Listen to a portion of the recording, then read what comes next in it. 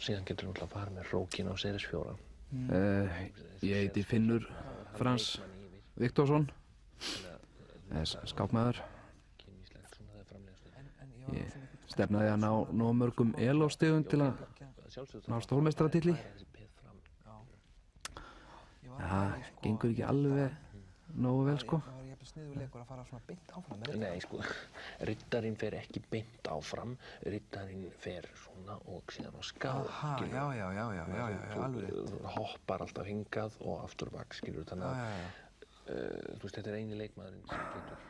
Það eru ennþá nokkur atriði sem að svona vefjast fyrir mér. En peðið, það fer alltaf á ská? Nei, það fer annað hvort. peðið fer alltaf áfram nema þegar það drepur, þá drepur það á ská. Ég sagði þér þetta í gær. Já, nema þegar það drepur, já. Það þýðir ekkert að gefast upp. Ég veit að það er æfingin sem skapar meistarann. Jafnvel stórmeistarann. En get ég mátað svona? Nei, þú getur það ekki. Drottningin hoppar ekki yfir mann. Ég var búinn að segja þér það að riddarinn er eini leikmaður sem má hoppa. Þannig að ég gæti hoppað hingað? Nei, þú getur það ekki vegna þess að þetta er allt of langt.